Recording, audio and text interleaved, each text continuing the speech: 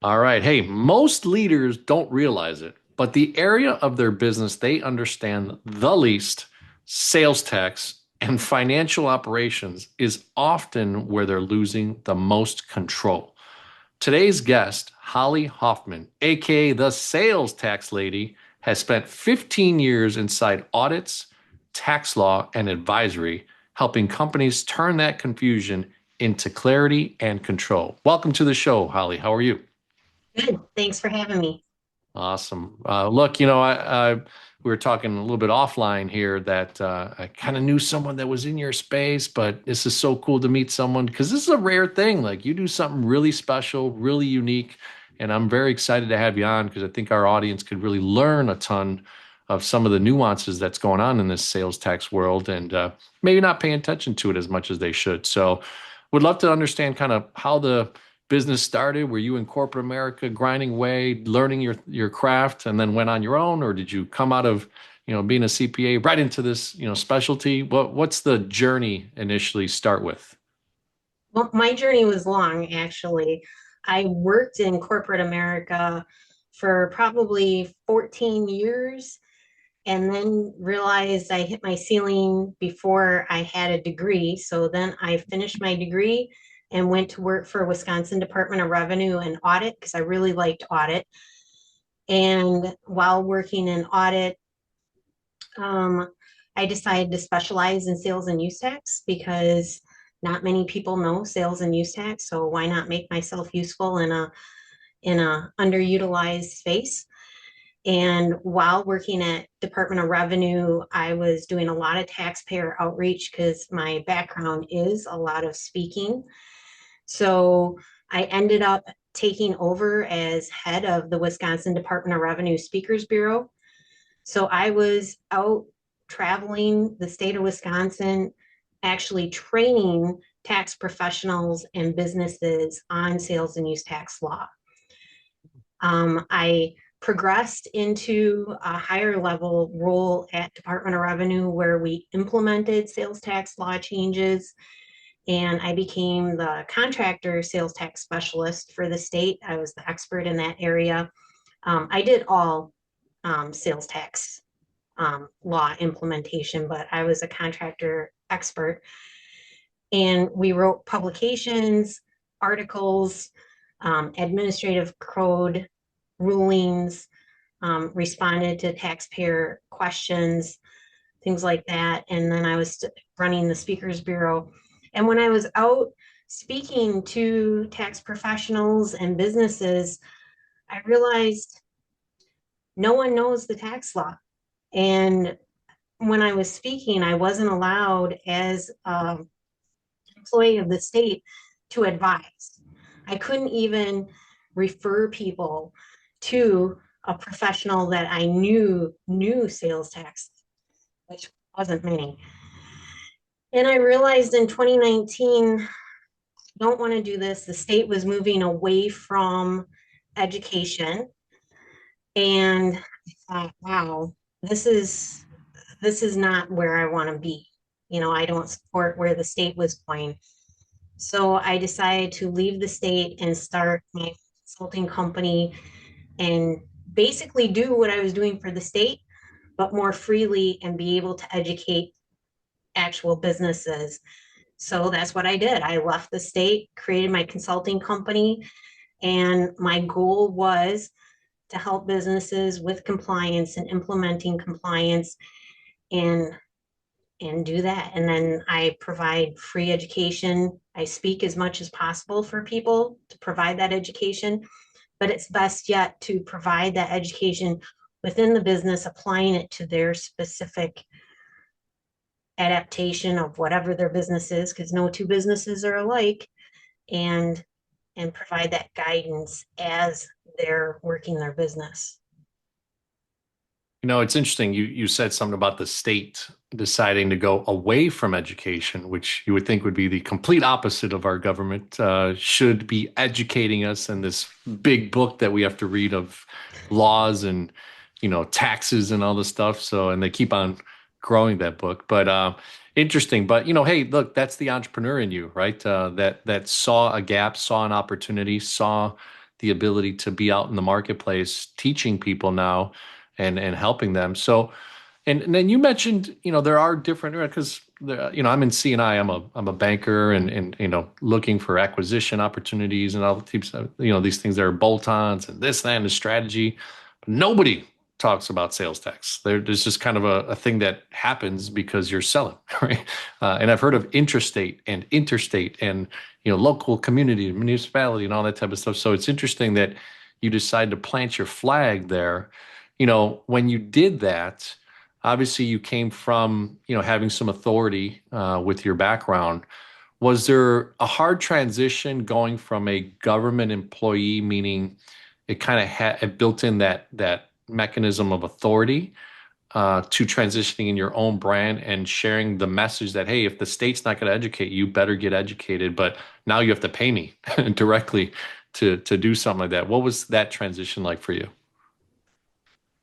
Actually, I know this is going to sound weird, but when I was out auditing, I just have a different way about me. My whole life, the way my personality is, when I work with people, I'm always learning from people. I respect everyone at every level because I feel like you learn so much and everyone has something to teach you. And I think it's the way I was brought up by my parents that when I was out on audits, I was so respectful of the businesses that I worked with and the people that I worked with that they were they always felt like I wasn't from the state, that I was an in-between person and that I was Mm. there to help them. And even though I was assessing them, I was very respectful and they didn't see me. They knew I was from the state, but they didn't see me as from the state as the bad person. And I really left them with a true understanding. I was very educated about the tax law and left them in a very educated position. They knew what they needed to do going forward, but that was my passion. And so when I was out speaking, I was the same way. Like I always got everyone their answers, I always followed up with everyone. And so I had this high level of credibility. I built really good relationships with associations. And so when I left and started my consulting company, everyone was a huge supporter of that and was ready to work with me. A lot of the companies that I worked with that I have been providing rulings were right there ready. Like, we definitely want to work with you. One of Mm. my mentors is the executive director of an association that I used to work with. And um, she was absolutely like, oh, I'm so excited that you left the state and that you're working on this side. And I'm 100% behind you in your business. And so it just was I feel really bad for other businesses that start from scratch because it was like my business was like a box. Well, and there's something to learn from that, right? I affectionately have people on called entrepreneurs, right? In fact, I call myself that right now when I'm working for a bank or working for someone, because you have that mindset of a business owner. You have the mindset, hey, service is king. Like, treat your people right, have good ethics, approach it with empathy, deliver value before you ever expect a dollar to come back to you. So, you Right. were in that mode. And like you said, you referenced your parents, which is so cool to have that background. But then you saw yourself in the marketplace working that way. And wow, what a cool transition.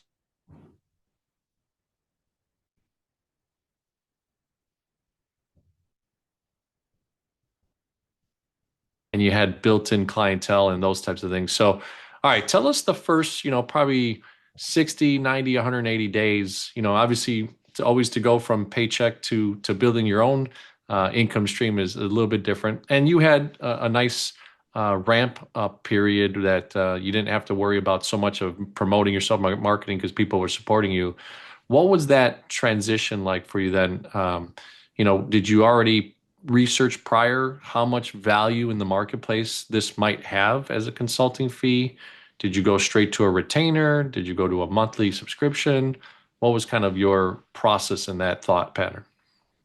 Well, I had been thinking, I mean, I didn't, I guess in the back of my mind, I had been thinking about creating my business before I left DOR, but I didn't, I guess it kind of happened fast.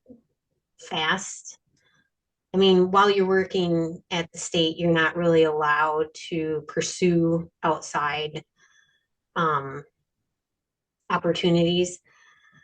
So when I left DOR, I had in my heart an idea of what I wanted to do, and it was totally different than anything that existed outside. So normally CPA firms and accounting is out hourly, billable hours. And I didn't want to do that because what I saw from working through the Speakers Bureau was that people really needed help and training. And so I wanted to provide more of like a training resource and a support. And I wanted people to feel the freedom of coming to ask for help. And I wanted to be available as needed so that they would get help as issues came up, because that's the only way to be of true service. And my prior experience of working in corporate, I had done accounts payable, accounts receivable, billing, all of that. And I had done corporate training from Sarbanes-Oxley and that kind of training in the corporate world, is that you had to have the opportunity to train where you could apply it to real life experiences. And if you couldn't do that, people wouldn't really connect and it wouldn't really stick. So I wanted an opportunity where whatever I did, people were asking questions that applied to real invoicing or real uh, scenarios. Hmm. So I came up with an idea that it would be like an annual contract for a set fee. But my initial mistake was that I called it training, and I was told through marketing experts that you had to pick a niche. And so I picked contractors as my niche because I was a contractor. That's what I was known as. And so I called it a training contract. Hmm. Well, contractors don't like training and they didn't have time for training. So that was the wrong way to go. And so it was after the first year, and then COVID hit my first year. So, because I started October of 19 Hmm. and I did a conference and a trade show at the beginning of 19 or beginning of 20, I'm sorry. And COVID hit and everything shut down. So that was my experience. But anyways, but I was billing it as training and that didn't go over well. So I did pod, podcast thing, and I brought on guests, and I knew quite a lot of high level people in the sales tax space. So that worked well for me. Uh, getting, being active and getting people to see me and some credibility. And then I also rethought, worked with some people, worked with some clients, and reconfigured my product and rebuild it as sales tax audit protection. Hmm. And that changed it. It was still the same thing, but people were more willing to buy sales tax audit protection plan than training. Hmm. And and that was it. And then it started flying off the shelf, and now I'm trying to get people to understand that I'm not just an audit person. I'm not just protecting you from audit. I mean, when I'm out there, I'm training all your staff, whether it's accounting staff or not accounting staff, that I'm doing a lot more for your company because it affects a lot more to your bottom line, to your profit. And I'm finding so much more. I mean, when I leave a client at the end of the day after a session, they're like, holy cow, this really, I mean, you've saved me millions. I mean, I should work on a percentage. This saved me millions. I have millions. This is hundreds of thousands. This is tens of thousands. Do you realize what you just did? And I'm like, yeah, I know. Don't rub it in. But it's great because sales tax affects so much. And I don't think businesses really think about the impact of properly managing their purchases and their sales and exemptions and um, having their employees properly working together and coordinating and strategically planning their purchases, their uses, their sales, the exemptions, and making sure things are mapped correctly in their accounting system. And understanding that their income tax accountants who are not on site and are not in the weeds of their records aren't looking at the details. They're trusting that the on site employees of the company have it covered and aren't double checking their work. So, someone like me who actually comes in and works with the employees does check that and double checks and cross references reports and streamlines reports so the employees aren't spending hours doing work with reports that aren't tied to anything. It's just crazy. And the owners are like, I didn't know this happened. So it's really great. And then I love seeing um, the faces of employees and owners that are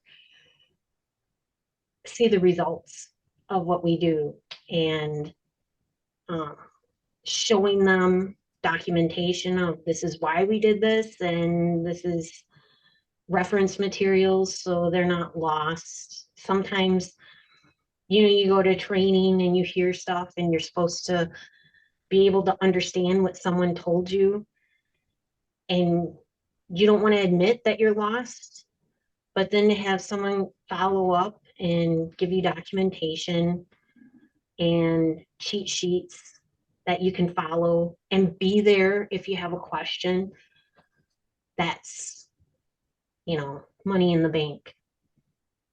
Yeah. And then the other nice thing about it is um, that this is something that the owner, it's value to the owner and the business because the business obviously grows and develops.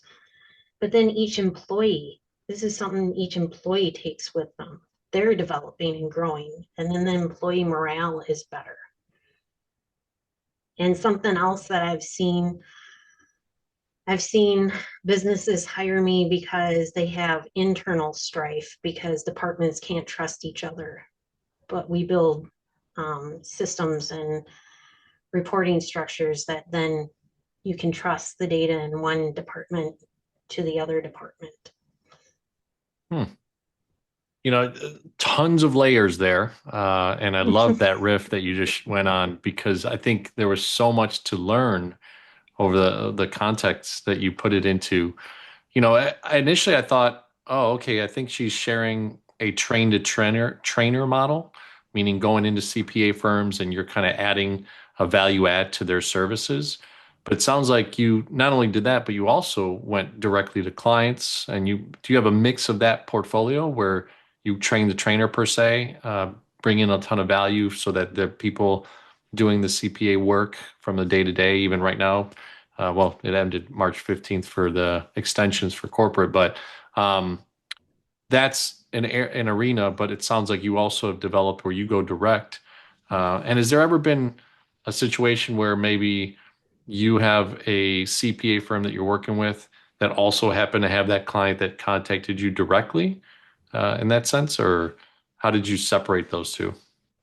I usually work directly with the clients, and if there's a client who has a CPA firm, so I only do sales tax, Hmm. and so almost, well, there's not any of my clients who don't have a CPA firm that they work with, and I will loop in their CPA firm and share information, of course, because I work with them nicely, and it's a great scenario. Um, and then there's times where I have an agreement with a medium-sized CPA firm in Wisconsin, and they have decided we are going to refer all our sales tax clients to you. So they refer all their sales tax clients to me. So that has worked well for us. And then, but I generally work directly with the client, because if you do through someone else, it's hard to Hmm. like play the telephone game with sales tax and what the facts are. And then it takes too long to get the information through each other. So I do answer one-off questions as a professional courtesy to um, my colleagues. So I'm the chair of the state and local tax committee for Wisconsin, WICPA in Wisconsin, our tax association. So my colleagues, I'll answer one-off questions to them about sales tax issues, and I will do that to other folks as a professional courtesy. If it gets too in depth, then I'm like, hey, now it's a little much, but so there's things like that, but Okay. generally I'm working directly with the end customer. Okay. So CPAs became more of a great referral source per se, right? And Mm-hmm. bringing you in for an area that they don't really concentrate on. They don't have the resources. They don't know have the knowledge. So you took that experience of being at the state level and brought that into the marketplace. Neat, neat. So ultimately, did you decide? I know that you never wanted to be hourly in billable hours. What have you ultimately decided on? Has it been a retainer? Is it, like you said, a yearly subscription? What's kind of the methodology between your revenue component? Yeah. So I do for the compliance, I do an annual contract, and it's either a state or a multi-state, and it's a set price for the whole year, and then it renews. And most people, once they hire me, they keep hiring me. And then I do, if you haven't hired me and you want to hire me for audit defense, that's a retainer, and then that is hourly. Um, and then I do other things like voluntary disclosure agreements. If you haven't hired me for the compliance stuff, voluntary disclosure agreements, you can hire me for that for a set price, depends on what it is. And um, the if you are multi-state, the compliance doesn't include filing. So filing is per return. Um, and then I can do exemption certificate management, stuff like that. So, so Okay. some of that So isn't hourly, it's just per item. yeah, and you got to a point where these services had some sort of value based on the time that you actually do spend on it, right? So you have a multiple of profit built into it, and ultimately, this is an interesting business model, right? Because you took the knowledge that you were able to get from education, from workforce, time in the field, and converted it to something that's very needed, but not always, thought of. So, marketing wise, how have you challenged yourself in that sense, and has it changed? Obviously, the initial push was, man, an incredible support of the people that knew you, but at one point or another, that does dry up. Did you continue that sense of having those people that initially started you kind of continue to refer? Was it now clientele that were going, oh my God, I'm saving tens of thousands, hundreds of thousands, millions of dollars? Did they get so excited they referred you? So what was your marketing plan developed over the years? So my marketing plan has stayed the same for the most part, because I do a lot of public speaking Mm, and I work with a lot of associations and I continue to do that. And then I'm continuing to grow what associations I'm working with. And that really is a great resource, because you're continuing. The other thing is that people are retiring and new people are taking over, and that has continued a growth um, spurt.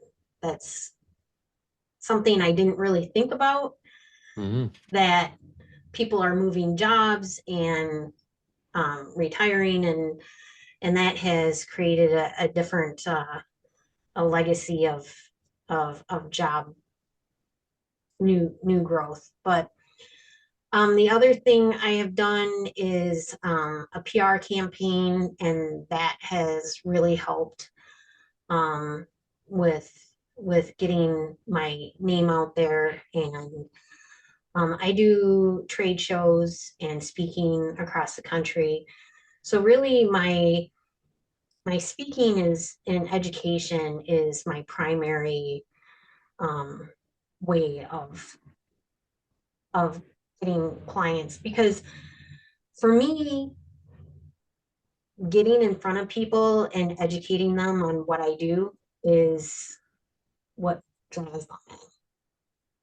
Like before that, they're kind of like, oh, I don't know what she does, and I'm not sure I need that. Or before people talk to me, they're like, oh, I don't know if we really need Holly's services. Um, but then once they start hearing about, one of the big things that I do is the education, employee education.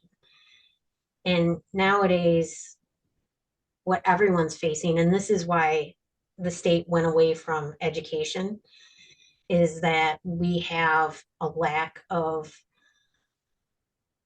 available, trained, and people experienced in accounting.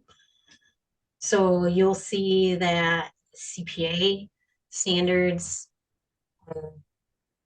that's a big thing in the news, is that the standards for obtaining the CPA certification, they're looking at reducing it or changing what requirements to sit for the CPA exam to increase the ability, the pool of people that can get a CPA.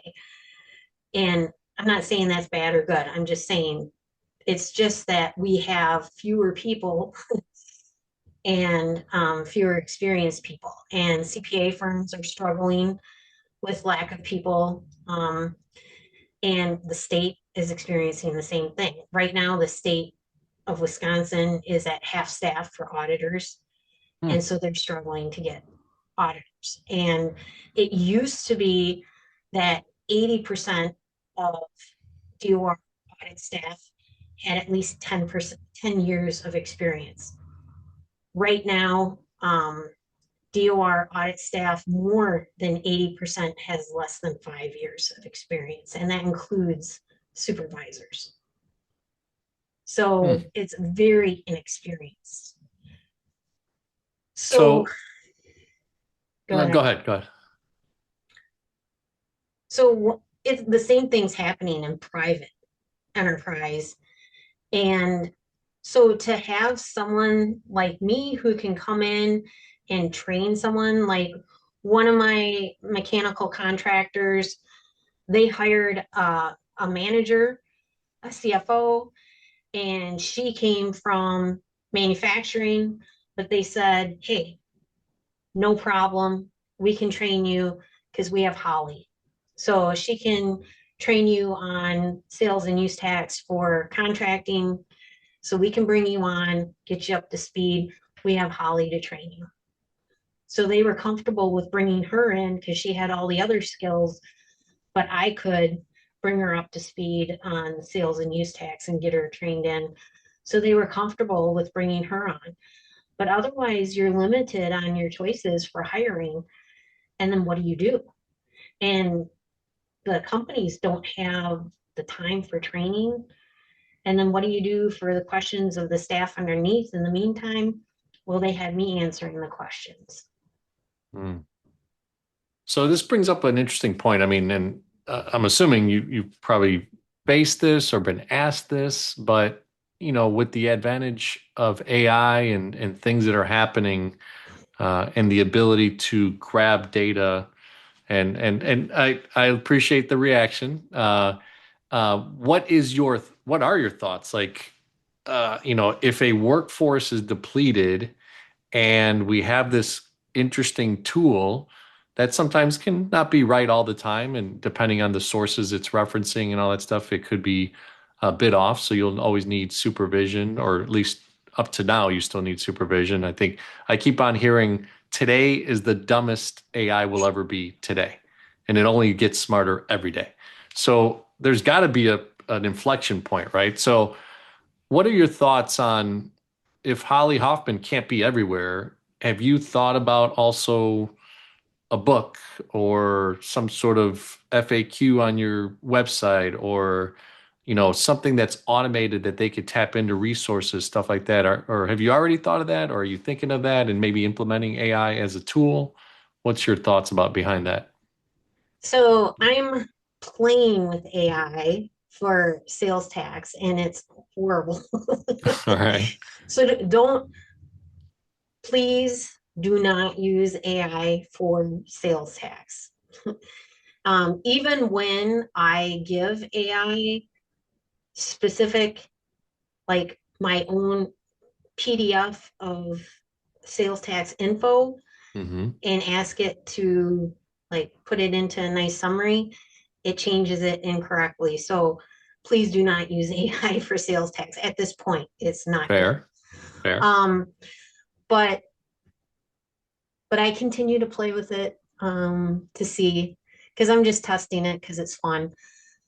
But do not use AI and do not Google sales tax information because it's wrong. Even sales tax rates, I had a client doing that and that is wrong also. So do not Google or use AI for sales tax.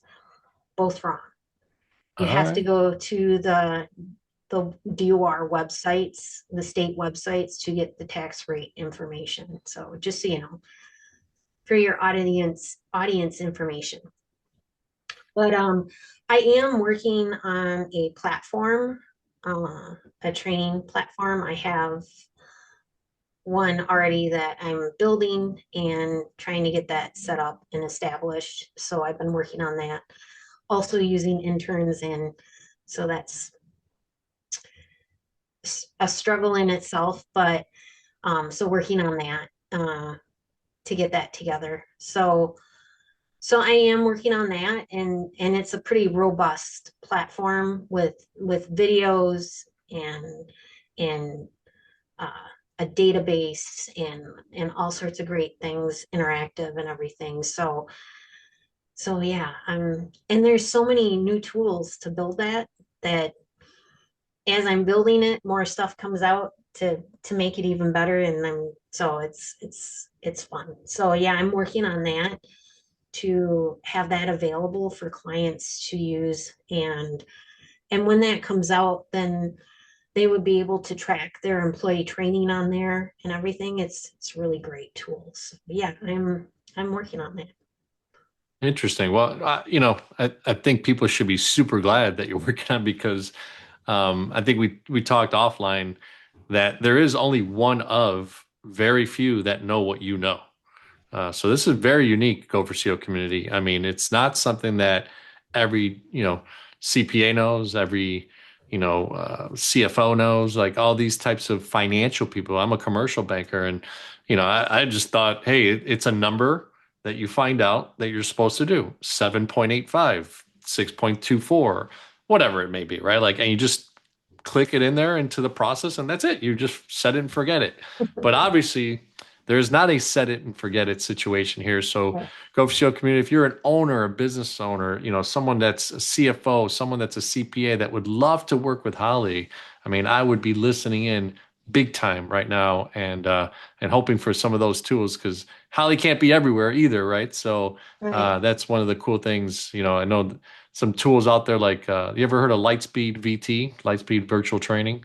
That's a big, it's one of the innovators of what you just said, which is video, and it has some reference points, and they're building an AI to it, but it's been around forever. So anyway, but cool stuff. So look, we've talked about marketing and some of the unique ways that you went to market, especially with that initial, support that you had. We talked about entrepreneurship and being an entrepreneur mind, and then extending it and going entrepreneurially. You've built out a firm, a consulting firm. From a hiring standpoint, at what point did you feel like, okay, I need to kind of expand myself here? Or have you used independent contractors? Have you brought in people that learn your stuff and you kind of certify them to be out in the marketplace doing what you do? What's been your strategy of growth for you personally in your own consulting firm? So I've been using interns. I'm located in Stevens Point, and we have UW Stevens Point here. And so I've been using interns from the university, and they've been excellent. So that's been extremely helpful to me. And so looking to train and hire on some of my interns. I've been looking at possibly bringing on someone who's already trained in as a CPA, maybe across the country, but a little hesitant because they want, half your company and, your arm and your leg as part of that. So I'm not sure about that. So um, hesitant about that. But yeah, so I'm very happy with my interns at this point and working with that. I like that better. So so far been okay with that.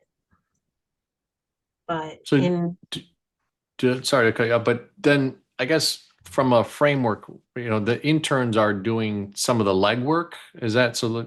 Educate us on kind of how you've set up the firm, because again, one of the challenges of interviewing 400 plus, CEOs, founders, entrepreneurs that we found at the Go for CEO channel in our community is, there is a sense of sometimes when you're a solopreneur, and you've got your business, you got this incredible wisdom, incredible knowledge in your brain, but then, which I feel like your body language is telling me through the screen here, like, hey, I haven't found someone that does it like me. I haven't found someone that will convey it, teach it, organize it, implement it like me. But that could be a trap sometimes. And so, if you're happy with that business model, that's fine too. But I guess what I'm curious about is knowing that the workforce is depleted, the state itself is working at 50% capacity, like, and that you have this incredible knowledge of something that is so worthwhile but needs to get out to more businesses across America. How do you tackle that? Or is it okay for you right now? Hey, I'm in Wisconsin. I'm assuming you do business in other states as well, but have you hit a point where you're overwhelmed with too much work? How do you feel about those things that are strategically needs within the company of your consulting firm?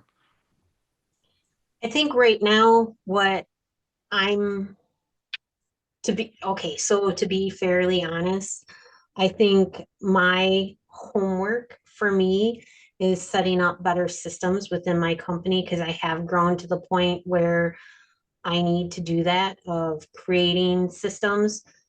I've created my company to be so adaptable that that doesn't work for growth. if that makes sense to you. I think it makes sense to every entrepreneur that Mm-hmm. you can't grow with being too flexible. And so that is my homework to move forward for growth, is to create better systems to bring more people on to hire. And then I guess I do have a high standard, and that is where I need to figure out. And it is a really hard space to hire, is finding experts in sales and use tax, and finding people that will peel away from the big firms to work in a small firm. And so that is my challenge. Um, and so, yeah, so I didn't want to voice that, but yeah, that is the Oh, challenge. that's And I that's think fair. that's what small firms are facing. Do you fold and sell out to a big firm? And I don't want to do that because none of the big firms operate like I do.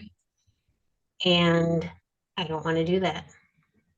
No, and I like that. I think I know that we kind of, you know, I don't know if I'd say poo-pooed, but I guess there's some challenges with AI, right? There's still some wrinkles to iron out. There's some not so good, feedback and things compared to what you have grown to be an expert in, and you see it.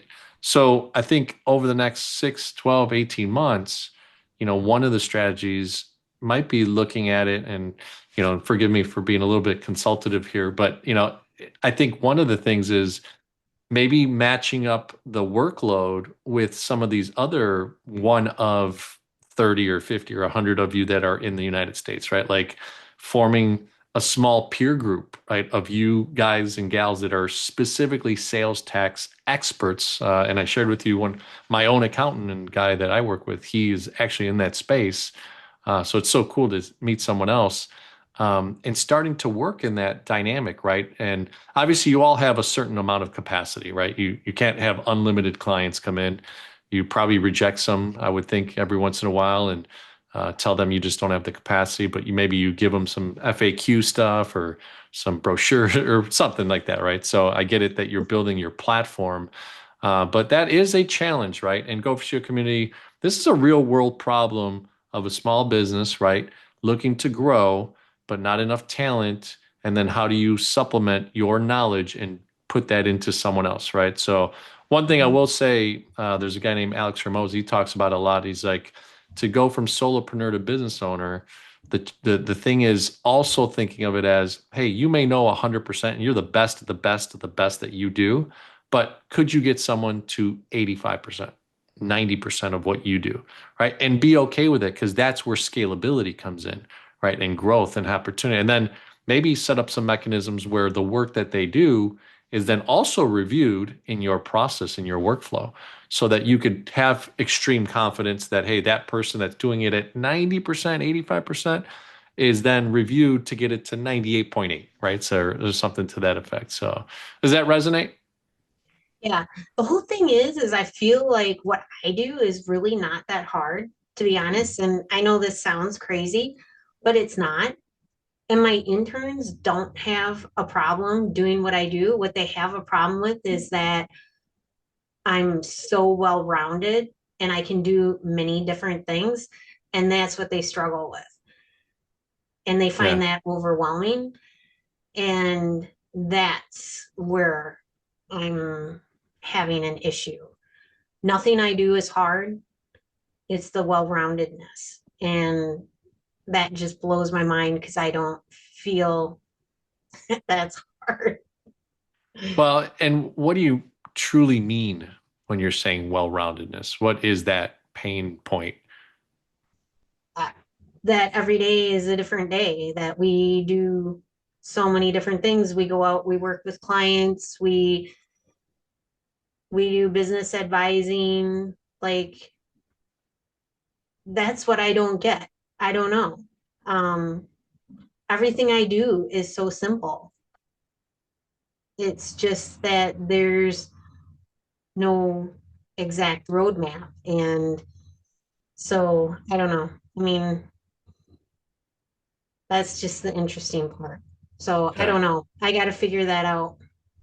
Well, and it's an interesting challenge, right? And you've Hmm. also, I guess, in some ways decided that your current pool of talent is interns at the college, right? And level, and that's kind of where you felt comfort.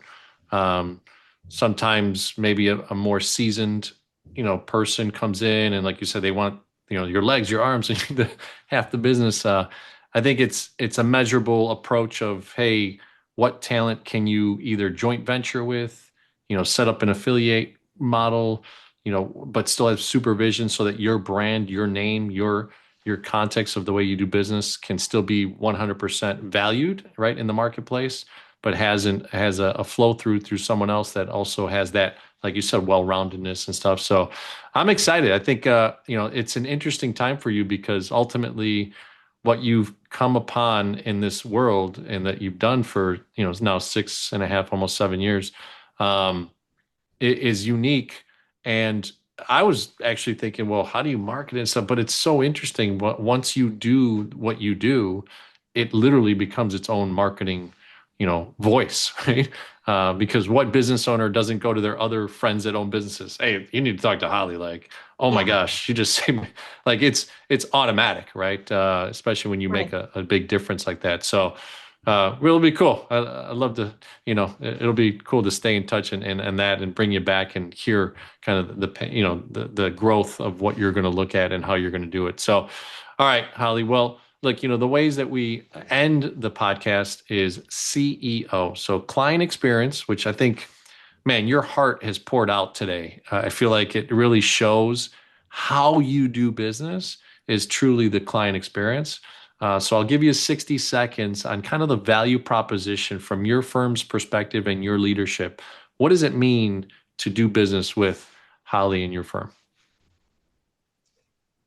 To do business with me means that I'm going to make sure that your company is taken care of and that we look at your employees and your business and take care of empowering your employees, training them, and making sure that your books are streamlined and your processes are streamlined and that you are compliant for sales tax, but also that your purchases and sales are well documented and taken care of and that you understand your business. I love it. I love it. All right. The second one is E for engagement. And Holly, this one's a little bit different because everybody gives me a different answer. This is about Holly. So make it about you. Be a little bit selfish here. How do you like to engage? Are you a person that loves to break bread and go to dinner? Do you like to go to events? Like, what are ways that your clients, your vendors, your, independent contractors, your interns, how should they know how to engage with Holly? I just like conversations anywhere, anytime, however it happens, just a good conversation. I just love talking and learning. So I just get excited about people's businesses and what they do and how they do it and about them. So that just gets me going. I don't know what it is. I've always been that way. I get excited about your business and what you do. Okay, that's fair. So the superpower, I know throughout the interview you've said, you're a speaker, which is another great attribute of yours, right? Because a lot of people have a supreme fear of speaking. So that's awesome that that's your superpower. And it sounds like, hey, if you just call Holly and you want to have a genuine conversation and just talk through some things, that engages her immensely. So thank you for sharing that. Last one is operational excellence. Obviously, throughout the life cycle of your business from 2019 inception and what have you, I'm sure that either you've kept some tools, you've changed some tools, you've upgraded some tools. What are some of the tools, operationally speaking, of the business that you use? It could be the Monday.coms, the CRMs. What are some tools that you could share? My biggest tool that I use right now is my calendar, is how I track everything and creating a to-do list. So um, that would be my biggest tool. And I just switched to Kintsugi for multi-state filing. So that's my other lifesaver. So that's helping me and my clients big time. So between my calendar and to-do list and Kintsugi for multi-state filing, that's organizing everything right now. So without that, I would be dead in the water. All right, all right, and I'm sure that's evolved over the years. But you know, it's great to have, especially in this scenario where, like you said, there is some pain of finding the right talent.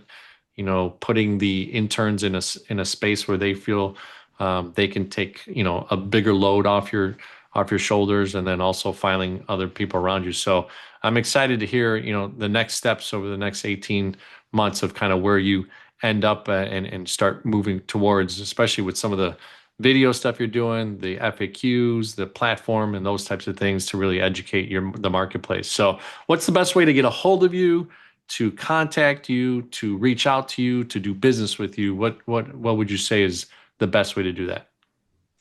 Holly at salestaxlady.com or my website, salestaxlady.com. I love And it. and that whole no one ever knew my name, Holly Hoffman. They just always called me, oh, that's the sales tax lady. So I just embraced it.